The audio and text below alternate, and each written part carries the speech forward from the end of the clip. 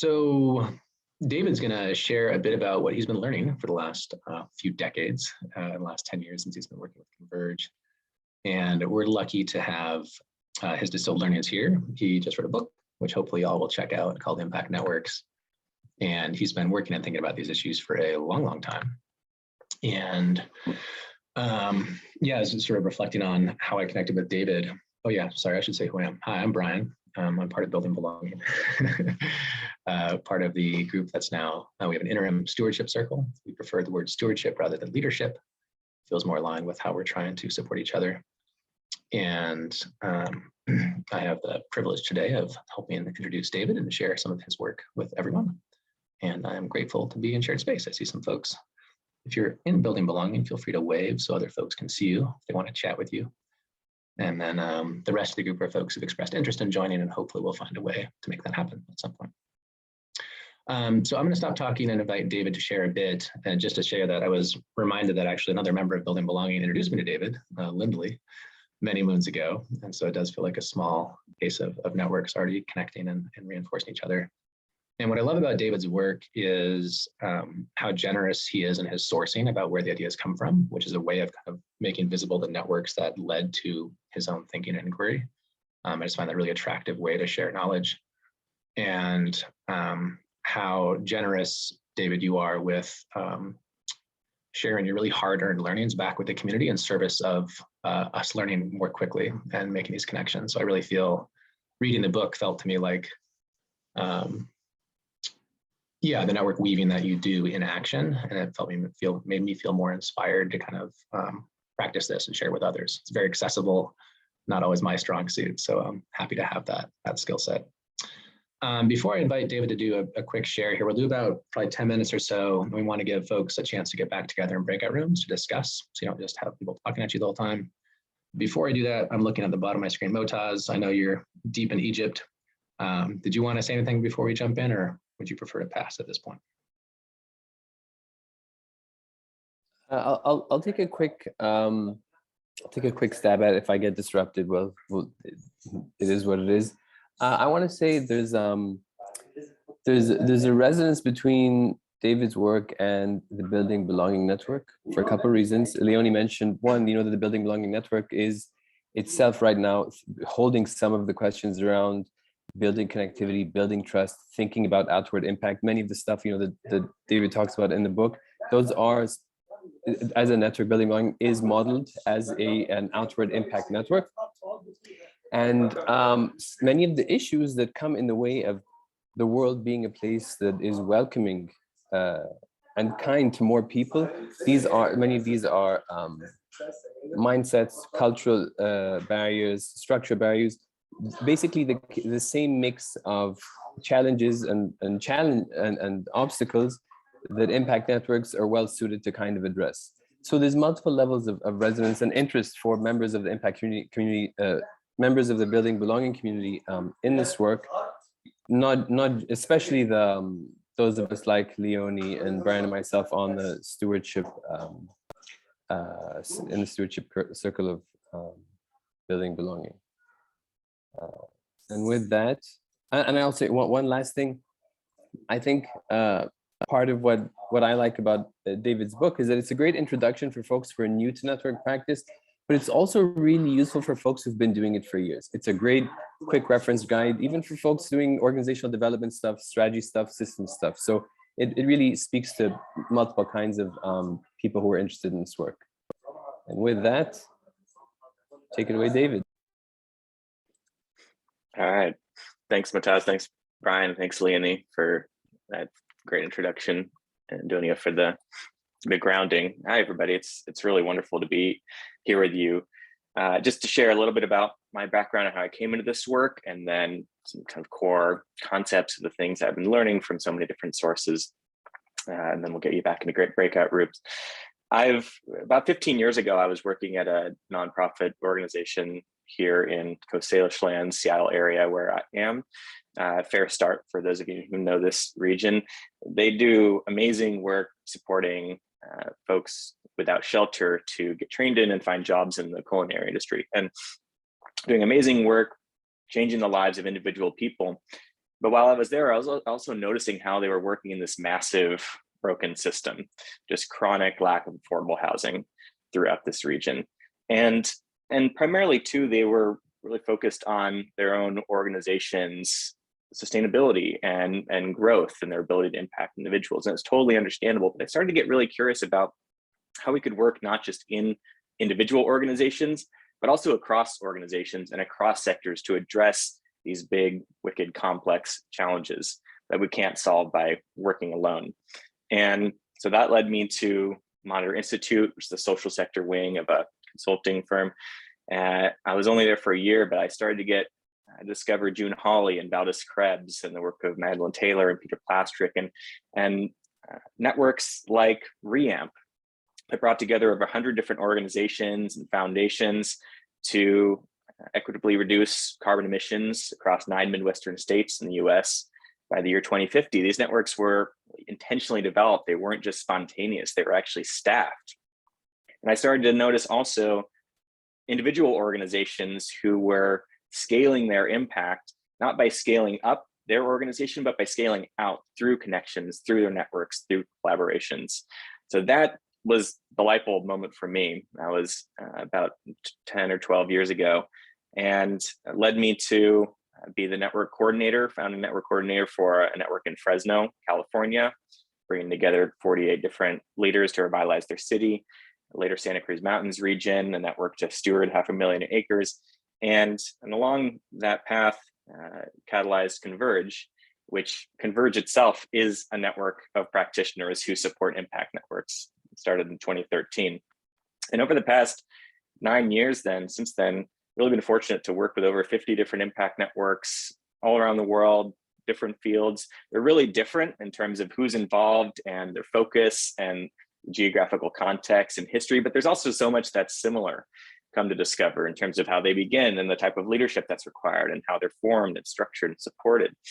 And through those lessons, wanted to create something that then could be shared with the world, and bringing not just what we'd learned through that work, but what so many others have also learned and written about in fields of networks, but also related fields like social movements and community building, community organizing, indigenous wisdom, and so many different authors and thinkers and practitioners who've been doing this work for generations.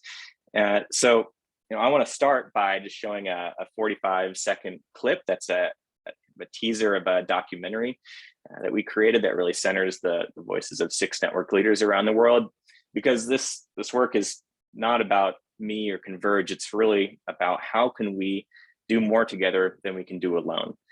And I hope that the tools and the lessons that I'll be sharing over the next 15 minutes or so are really valuable for you and your work. So just to get us kicked off, a little teaser here of a clip of this documentary.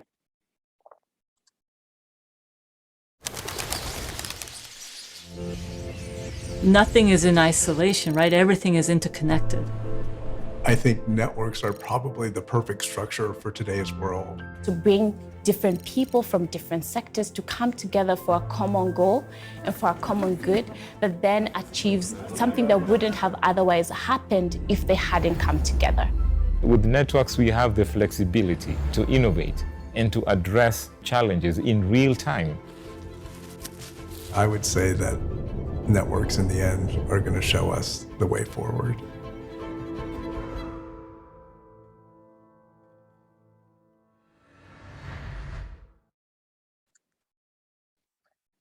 That was created along with my colleague Ying Liu, who is here on this call. Thank you, Ying, for all your work and support on that documentary. I do hope you check that out. There's the 18-minute full version and then a 4-minute condensed version for those who don't have the time. But the headline here, and let me switch my screen share here, is we are working in this world full of complexity. This complexity is increasing rapidly. We see it everywhere.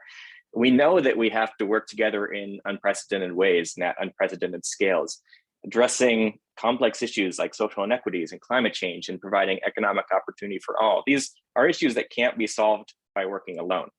To address systemic issues, we have to work systemically, and that means working across organizations and across sectors. And of course, people in organizations, we think we embark on collaborative efforts all the time. We think we know how to do that really well, but so often we're frustrated by the results. There's even a term, collaboration fatigue. Why? A number of reasons, but often it's that we're trying to structure these collaborations like we would an organization as a hierarchy, with some central authority directing the work and then other people or groups fitting into very specific roles to move it forward. And try to plan it all out in advance, identifying very specific measurable outcomes for the effort before people have even had the chance to bring their different perspectives together and start to work together and lean into what might be possible together. That predict and control, really deliberate approach only works if we already know what needs to be done and how to do it. But of course, complex issues are experienced very differently by different people. People are affected by these issues in different ways. Like this art installation here, people will see things very differently depending on where they stand. And so in our work to address these complex issues, we can't plan it all out in advance. Instead, we need to bring different actors together to make sense of the issue, to strengthen their ability to share information and resources, coordinate their work, and then collaborate together in ways that affect the whole system. And that's really what it means to build a network for impact. Of course, again, this is not new. People have always formed networks. We've always worked in community with others to solve challenges that we can't on our own. And so in many ways, I'm really talking about a return to the ways that humans have naturally connected for as long as we've been around, in community, in relationship. We can build on lessons from social movements and community building, indigenous wisdom, and the generations of people who have worked in these ways for thousands of years. And then we can also incorporate new lessons from network science and bring on new technologies and tools that allow us to coordinate our work at larger and larger scales. And we can also look to the examples of so many other groups who have built networks like this to address complex issues. We all know about the social networks in our lives that people we're connected to, whether in person or online. But what many people don't realize is that networks can be deliberately formed and supported to do so much more than just create connection. We can create connection. We can also create spaces for shared learning and flows of information, sharing resources, and deliberate coordinated action. I define impact networks as networks that bring individuals and organizations together for learning and collaborative action for a shared purpose. And they often form like this. Folks and organizations are working in what's called scattered fragments. This is from June Hawley and Valdez Krebs. Some people in organizations know each other and work together, but overall the system is relatively fragmented. There's not information flowing between different clusters of activity. And so one of the first steps is for someone or some group to see the opportunity to connect these different parts of the system together in a more deliberate way. What's a purpose that brings us together, that connects us together, that we all care about? But importantly, we have to move beyond this hub and spoke stage so that connections are proliferating, not dependent on that single central node. Information and resources are flowing across the network from person to person, organization to organization, without having to go through some centralized entity. And over time, it can form what looks like this: a core periphery network, a dense core of activity where a percentage of people are continuing to engage, are working together, are sharing information, and then a large and diverse periphery that serves as a source of new ideas and new connections to other networks that some people are then coming into the core at different times. And there's a key shift here. It's a mindset shift that takes to work in networks. It's really different from working in hierarchies. Most organizations tend to see themselves or work primarily with their focus on their own organization. They see themselves at the center of the universe, with many potential stakeholders around them that they could collaborate with to further their own mission. That's totally understandable, right? There's so many pressures for fundraising, for continuing the good work of our organization and so forth. But the shift is, let's try putting the shared purpose at the center. Let's see ourselves as part of, not the sun, the center of our solar system, but part of this larger interconnected system of different actors and organizations. We're one star in this huge and diverse constellation. Rather than always putting your organization's status or mission at the center of your focus, try putting the shared purpose at the center. What's a core issue that you care about that many other groups also care about? And then when we find that purpose or purposes that connect different groups together, we can work to strengthen those connections and the flows of information between them. And that's what it means to build a network. And that's also the first step of building an impact network, is finding that shared purpose.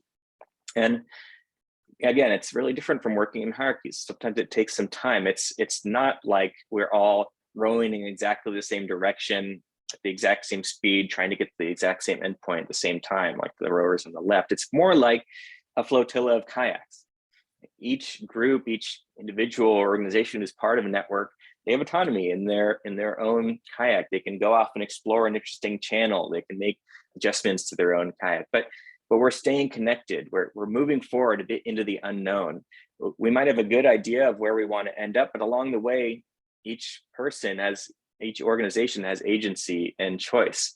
The journey unfolds as the flotilla responds to their environment and the inspiration of any particular member, and they stay in close communication, notifying each other about what they're sensing and seeing, interested in exploring. And by going together, we go farther than we could by going alone. And another metaphor here, building a network is not like building a bridge from point A to point B. We can't plan it out to exact specifications. It's more like cultivating a garden. No two gardens are exactly the same. Every plant grows in relationship with its neighbor and the soil and climate. And it's not possible to grow a garden overnight. It takes time for the plants to develop. You can't force it, no matter how much attention you give to them. But we can provide nutrients and water, and we can provide structures even that allow the plants, like trellises and stakes, that allow plants to grab on and grow as they follow their own path. We can even lay a path through the garden that others can follow. But we know if we impose our influence too much, if we walk on the plants or water them, we might mess things up. So we cultivate networks with care without forcing them or controlling them. And networks are living systems, so they draw on lessons from how nature works. Like this murmuration of starlings, they're these beautiful swirling collectives that change shape and adapt in real time. They're made up of individual entities, but the whole system stays connected through communication. And as a result, something emerges that's greater than the sum. And so when we embrace a network mindset, we stop working in isolation, and instead we turn our focus toward cultivating connections, start to notice more intently about how our efforts are related to others. And I want to share some quick content that is kind of a distillation of what we've learned, seen consistently across effective impact networks. First, this principles of network mindset. These are from Janeway Skilling, who's studied networks and collaborations for over 20 years. 4 key principles: mission, not organization; scaling impact, not growing organization or function; node, not hub. That means being part of the interconnected system and not the center of it; humility, not brand. How can we share leadership and credit with peers rather than hoarding power or trying to be a hero? And importantly, trust, not control. It's about building trust-based relationships, not systems of control. So how are impact networks actually cultivated? Well, so often we see these 5 core activities: clarify purpose and principles, convene the people, cultivate trust, coordinate actions, and collaborate for systems change. To clarify purpose and principles. This means purpose inspires people to join and contribute their time and energy. And again, impact networks cannot be controlled, but they can be oriented around a shared purpose. And then as the network clarifies its purpose, it's so helpful to articulate shared principles, which are the fundamental beliefs about how network members intend to conduct themselves and work together in pursuit of that purpose. We have values, the things we care about. Principles are how do we operationalize those values and put those values into action, make decisions and our actions based on those values that we hold. And this is where many networks have embedded equity in their work. And their purpose, REAMP's purpose, is to equitably reduce carbon emissions across the Midwest. Or in their principles, taking action to advance racial equity is a key principle that drives the work of Sterling Network NYC, which is 50 organizations working to improve economic mobility across the 5 boroughs. And so as we create the shared purpose that brings people together, we also then create opportunities to convene the people to become connected virtually, in person, individually, or all at once. In convenings that are such a consistently big deal I've seen in networks. They're convenings that bring the whole network together. And who invite into an impact network? As Adrienne Marie Brown has said, think of, number 1, people who are directly impacted by the issue; number 2, those who are doing compelling work on the issue; and 3, those who can move the work forward. And an important piece of this is convening people doesn't mean inviting them into your thing. It means inviting them into co-creating what's possible now that they're part of the group. And then as people are brought together, we cultivate relationships of trust, taking the time to understand what each other cares about and needs, and to build that deep human connection so that we can have the honest conversations that are necessary. We build trust not so that we like each other. We actually don't need to like each other to be able to work together. And we don't build trust so that we agree. Generative conflict is a beautiful part of this. We build trust so that we can hold attention through the inevitable disagreements and conflicts we'll face, and hang in there long enough until we can either find a slice of common ground where we do agree and we can work together on that thing, build a foundation of our collaborative relationship, or at least have a greater shared understanding of each other's perspectives. And as we build trust, we can coordinate action. We can build on the things that are already happening, supporting each other's existing work. Before we even do new things together, what's already happening? How can we connect those dots?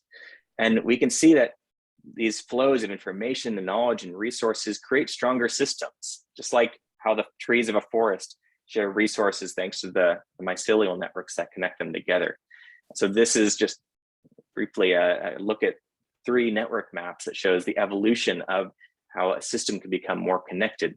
This was Sterling Network NYC, and 50 organizations. These are each represented by the circles here. They're organizational leaders that are working to advance economic mobility and racial justice across New York.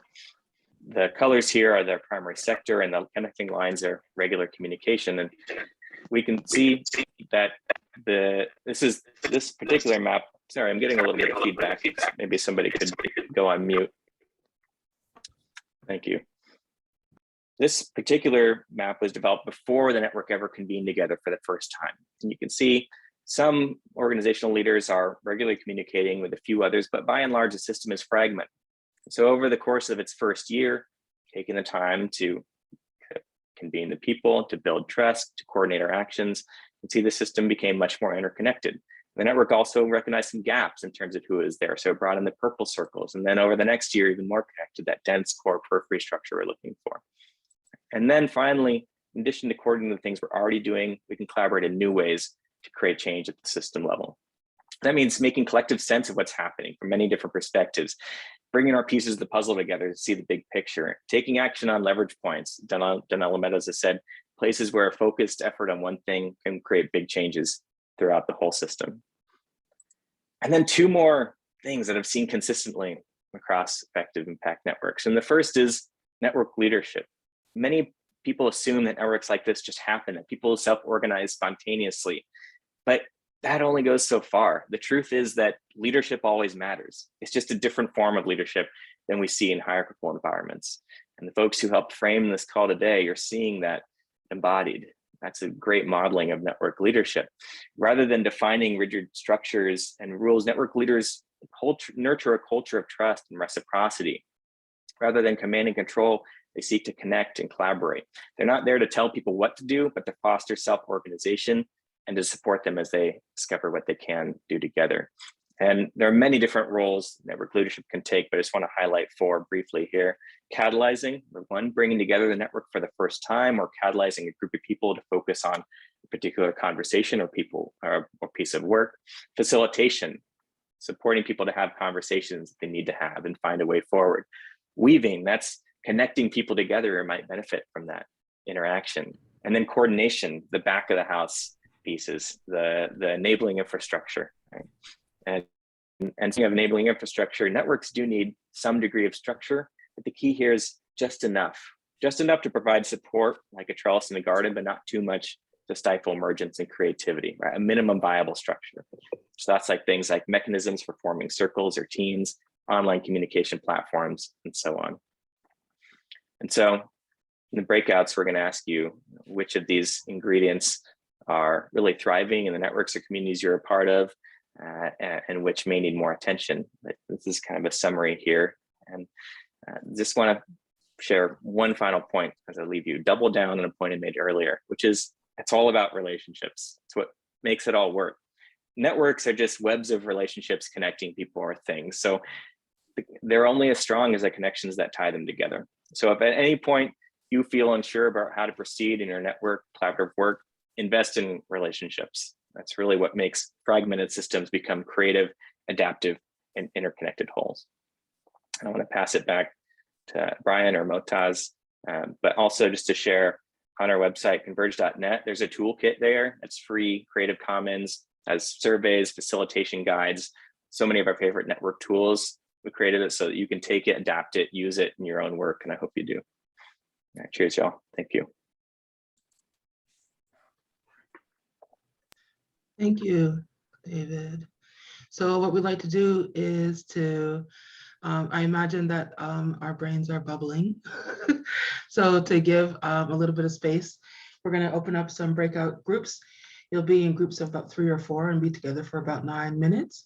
And so we want to give you all a few minutes to discuss and react to what you've heard.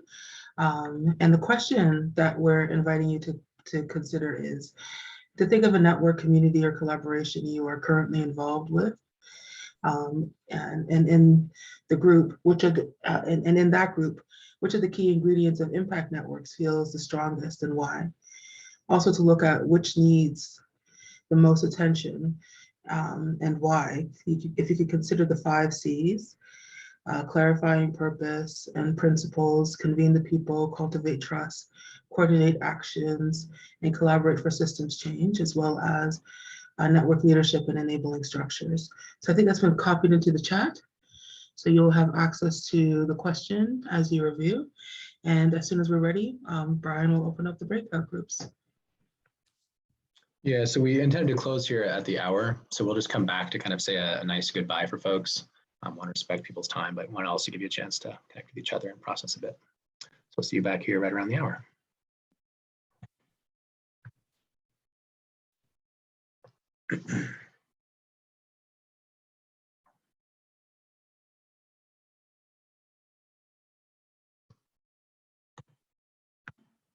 Howdy.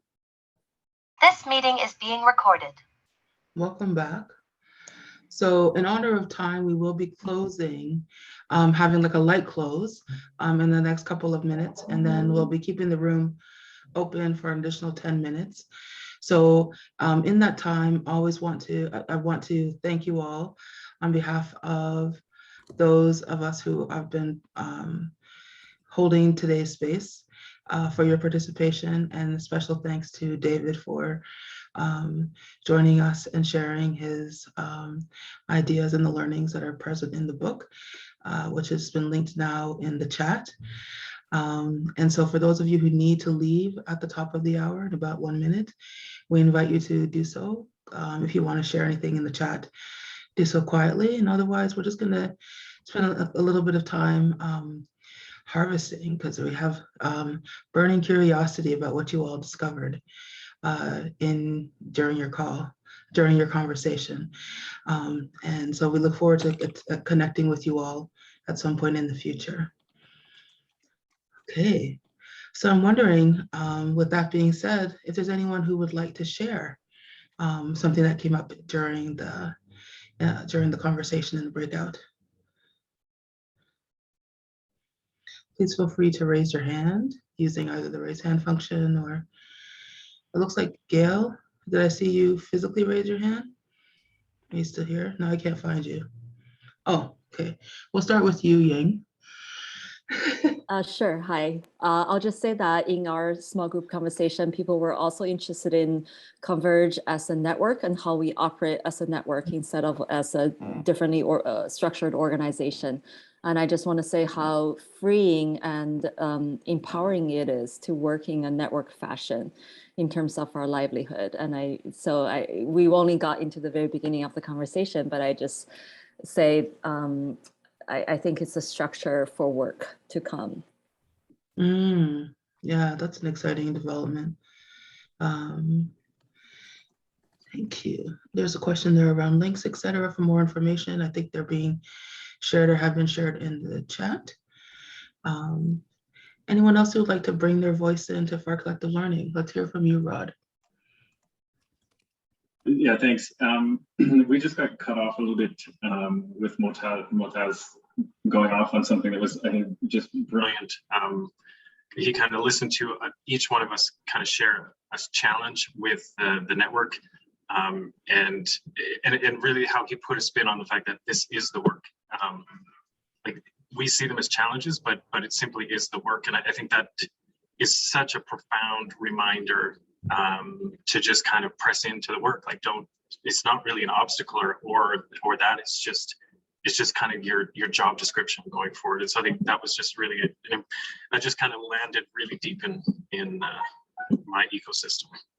Yeah, naming and maybe a show of hands or something if there's any resonance with what Rod has just shared, because so often the moment the discomfort comes, it creates crisis. But there's an invitation here around how to be able to move forward, to move through something, not just with the sense of moving through it, but also with the sense of care and prioritizing connection and gaining clarity. So that's the invitation that we all have as we live and work in networks. Thank you so much, Rod.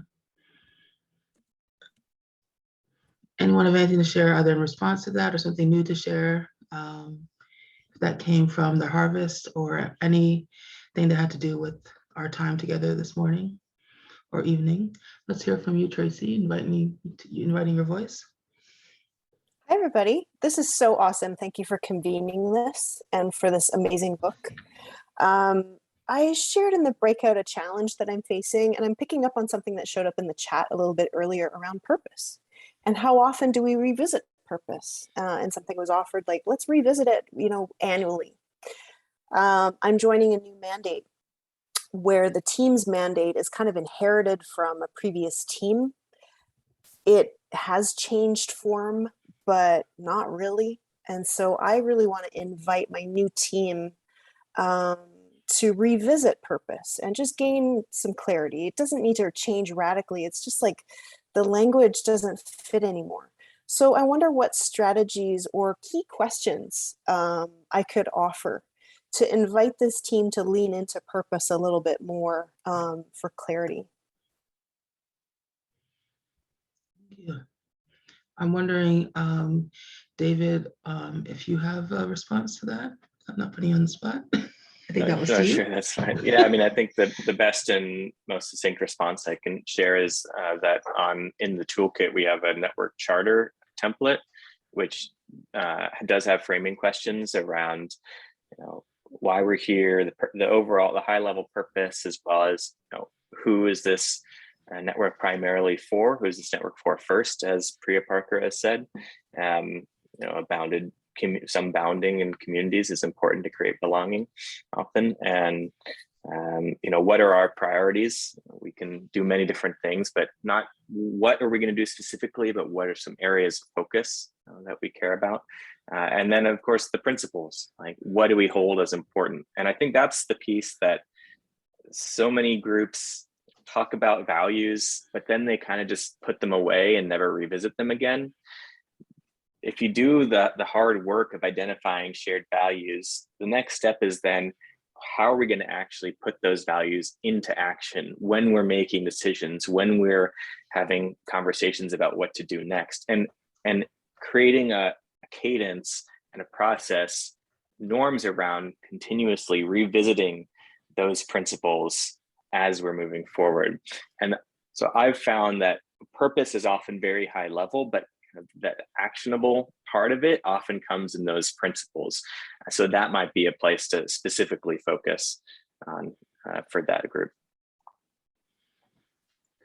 Seeing resonance there with that response. We have a few more minutes. If anyone else has a contribution or question, we invite your voice.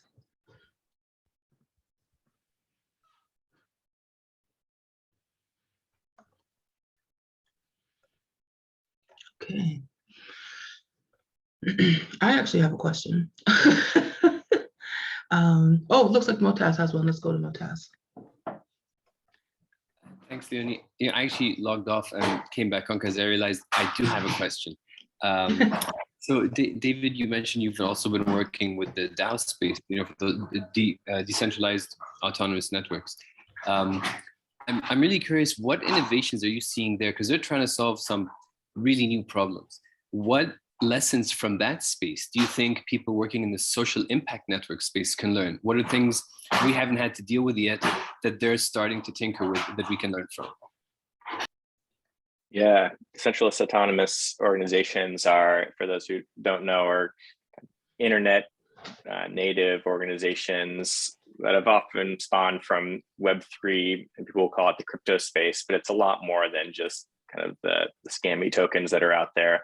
The interesting thing that I'm seeing there are the new coordination tools, specifically for how can a group, a decentralized group where there's not single leader decision maker, make decisions around how to allocate resources. And so having a shared bank account essentially, and having tools and processes so that people can put forth proposals for how we're going to allocate those resources to individuals, to compensate them for their time, to projects, et cetera, and also have shared ownership in the things that they're building. So some of those coordination tools, like how do we as a group, let's say there's a large group of people who are doing work in a bunch of different ways, how are we going to determine how we allocate those different resources? There's not a single person or group who's going to set salaries. Instead, we can have shared conversation, understanding of who's doing different pieces of work, and there are then tools to kind of fairly allocate those different resources. So a lot of it, the innovation I'm seeing is around those types of coordination tools about collaboratively owning a bank account essentially and distributing those resources. There's a lot more I could say about that space. I'm trying to bring in more that the community aspect is still very important. I think more important than anything, and that there's a lot of kind of a bias towards complete lack of structure, I'd say, in that space. And I'm actually, it's interesting finding myself being more the voice of bringing in a little bit more structure, kind of enabling infrastructure. So yeah, happy to go deeper on that, but that's a couple impressions so far. Thank you. We'll go next to Jason. Thank you. As someone who's organizing in smaller and more conservative communities, I wonder if you have any perspectives on the challenges there. I get a lot of responses like, this is just another liberal hangout, we see what you're trying to do, different perspectives on what it means to build trust, and a lot of the language that's being used is kind of just not really relevant, I guess. So what are your perspectives there? Well, it's a big question. I've also worked in places where there are groups of different kind of political leanings, and often this is where I have to tie it really back to the self-interest, why people are joining. Often we come together with a focus on the shared interest, the aspirations we have together, but really that's one half of the equation. It's also important to integrate self-interest. What do I need to get, or my organization or my constituents, what do they need to get out of my participation in this network or collaboration to make it worth my while, make it worth my participation? And so one of the things we do at the first convening every time, and really every convening thereafter, is something called rapid coordination, which is the facilitation guide is in the toolkit. But it's really just a moment of time, often takes 20 or 30 minutes just to share requests and offers. Here's something I could really use, something I need, and then immediately other people actually start to find opportunities to support that, and you get something out of it in the very short term that you're like, oh, I see the power of this network. They can actually support my existing work as we're on the road toward maybe impacting things that we can do together, and kind of the bigger issues that take more trust and take a longer amount of time. And then also asking people, what can you offer that might be able to support the work of others? And that's becomes kind of a generous offering, but other people actually take them up on it, and they see that they have gifts and skills and things that others are valuing to bring to the network. So I'd kind of recommend that you focus on the self-interest of what people need to get out of that collaboration to make it worth their while, and then they'll see the power of the network, and that will help them stay in there long enough to begin building the deeper relationships that's needed for the longer systemic work.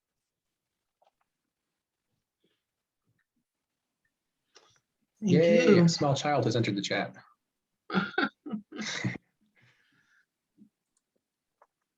Okay, so we've come to the end of the time that we had asked a stretch for, and wanting to check to see if there's anything else, and also to check on your availability, David, if there's any additional questions. We're fine to close if that's not the case, but I just want to check both your availability and also to see if there's anything else in the room. I can stay up to 10:20 would be my Okay. cutoff. And I'm happy to keep the room up until 10:30 if folks want to stick around and chat. Okay. Great, that's it. Thank you for the generous offering of time. So we have an additional about 9 minutes or so. Any other questions or sharing anything that from the learning during the breakouts? Because I do have a question, which I think I will ask now, which is that you had talked about, and also it's named, so actually I'll just say this. From my perspective, one of the things that I find really challenging in working in organizations that invites leadership to come from more than a centralized place is because I'm interested in the impact of systems of oppression and racism. One of the things that I have noticed and encountered is what it might take to support people to step towards leadership when they have a lived experience of that not being invited or even that being a place of query. So I'm just wondering if you have anything to share on that piece around how to support the capacity building that's needed in order for self-leadership to become active. Yeah, thank you for that question. First of all, I think it's really important to compensate that work. I think too often I've seen that work is volunteer-based and uncompensated, and it takes so much energy, mental energy, emotional energy to keep communities connected, to do that type of facilitation work. And so it's really important that I think that it's compensated fairly, and also that there are stipends or scholarships available for people to be able to attend convenings and attend network events if they're not able to otherwise. I don't think convenings should be something that creates a barrier to participation, because people have to make a living, and they have to take care of children and family, and they have to continue in their jobs. And it's I think necessary that networks create that opportunity for everybody to engage and contribute. I also think it's so much of it is modeling of kind of the early initial leadership group. Really often the beginning of a network, sometimes it's funders or single individual who are bringing people together for the first time, and I often feel like for funders especially, because they're bringing the resources, they should have the decision rights around who's going to be part of the network, and they're holding a lot of control. A lot of my work in those early days is really helping them understand that is going to completely limit and obstruct the potential of the collaboration. And very quickly, instead, the first step is to create a design team, a group of at least 5 to 7 different people who represent very different parts of the system, who that's an initial kind of inner circle to start thinking about how do we structure this convening, where it's going to be held, the timing, how do we provide stipends, who's going to be involved, et cetera. And so it's not the decision of any one person who is holding the power. It's then immediately a group of people who are collaboratively making that decision. And then continually, as more and more people become engaged, revisiting again that purpose, who needs to be involved, and those different conversations. And so that's the same with leadership too. Network leadership, it's so important that the early network leaders, so much of their work is actually creating spaces and opportunities for more people to step into leadership and really feel like that's valued. And that can be in large and small ways. Sometimes it's creating a core team, a group of people who meet once in a while to think about the bigger issues related to the network, or it could be really small, just convening a single conversation, noticing, having conversations with different folks about what they want to bring into the network, what they want to get out of the network. So doing that weaving and connecting with individual participants is really important, because then you may see that there's somebody who's really inspired around a particular conversation, and supporting them, maybe providing the back of the house coordination capacity, but really then centering that individual, if they would like to lead and frame that conversation and host that conversation, and kind of begin to take a step into to greater leadership and supporting them on that path. So those are a few things that came to mind. Hope that's helpful. Yeah, very helpful. Thank you so much. Yeah, can I actually, oh, sorry. Yeah. Go ahead, Ying. How about we go Ying, and then we'll come to you, back to you, Brian. Yeah, just to briefly add to that, I think, you know, the gardener as a metaphor is a good way to talk about leadership as well, because people don't necessarily think of gardeners as leaders, but they are, right, in a network fashion, being a living system worldview. So it's good to explicitly talk about what leadership looks like and feel like, and to make those attributes leadership qualities. Yeah. Thank you. If you're open to it, Leonie, I was going to actually invite you to maybe share a bit of an answer to your own question in the context of fierce vulnerability. Because I feel like the question, what I hear you asking is, we all want this. There's a reason we showed up for this particular call. We all want to move in a more networked way. And I think what you're suggesting is it's not enough to want it. We also have to have the capacities to be able to do it. And how do we build those capacities? And I think, I guess I'd just invite you to share, if you want, a word or two about what's happening in fierce vulnerability, because I think the way you all are integrating conflict work as a fundamental piece of how you move in the network actually doesn't necessarily show up in a lot of the network literature. And David alludes to it in your chapter on cultivating trust. But I wonder if you might just want to share a word about that. Sure. Yeah. So I am part of the Fierce Vulnerability Network. It used to be called the Yet to Be Named Network, which is a network of groups who are interested in the intersection of climate justice and racial healing. For me, what's happening in that network is that they have established as part of their ways of operating different systems, including one that is labeled conflict engagement, which is really not so much focused on conflict, but more about the engagement piece. And so it's important because, or the value that I'm seeing in that approach is that because there are regional or networks that are based on kind of geographic, where people might have established relationships with each other, that within those regional groups, people, it's built into the system that there are ways to name, for example, conflicts, difference, experiences that, might come out of the arena of racism and oppression. But I think the thing that's valuable is to know, especially, and I'll say this as a person of color, is to know that to be in a network that invites that conversation, it's like rare. So there's something settling in knowing that there is a system in place that at least looks at how to engage with difference and how to welcome some of those more challenging conversations.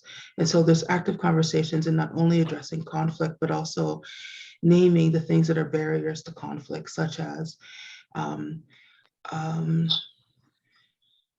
certain are traditionally marginalized populations that don't have trust in systems that are being, that have, that come from systems that replicate the harms that they have been in. So there's one thing to name that we want a trusting organization. There's another thing to convince people that it's actually possible for them and that it's not a setup for them to be harmed or hurt.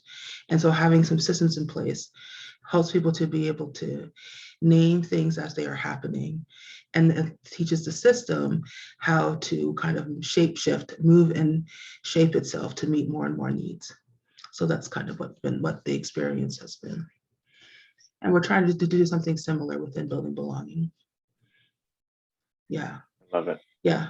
Like the gift economy thing, which I saw you name there, sorry, Yang, I just want to name as one of those pieces that we have conversations not only about gift economy, but also what it means to come from a traditionally marginalized population and to ask for money in a mostly white group.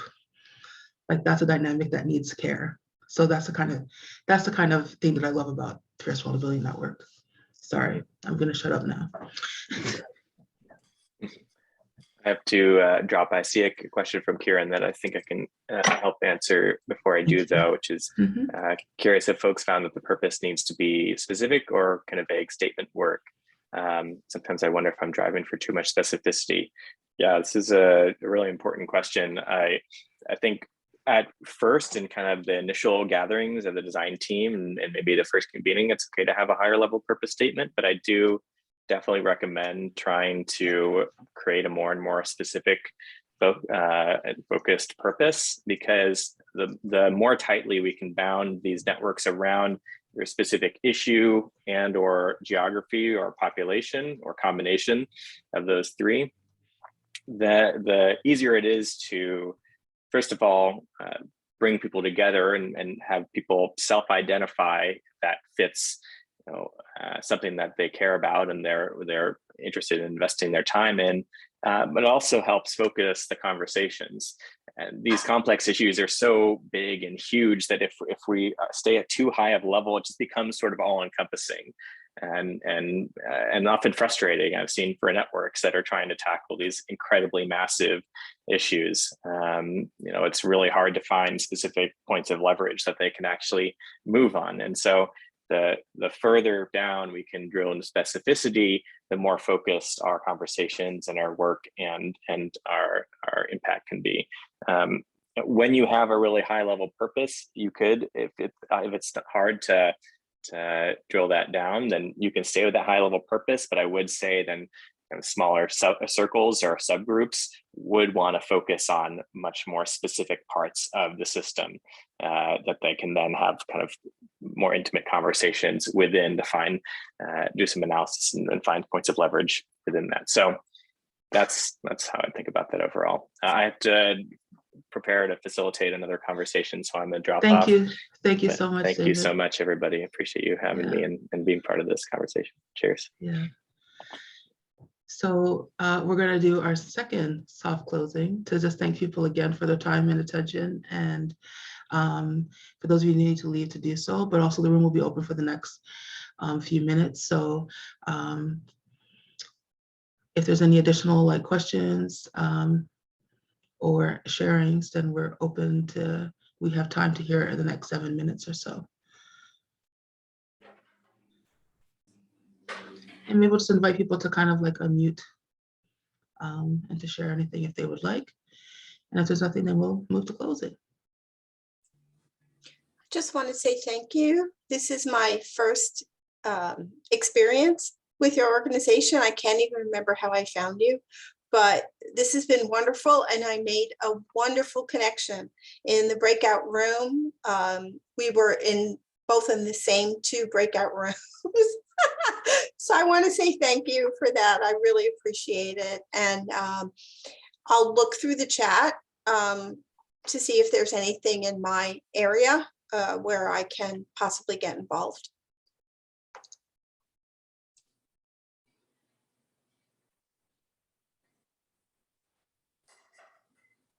Thank you. Thank you for sharing that and for being here with us.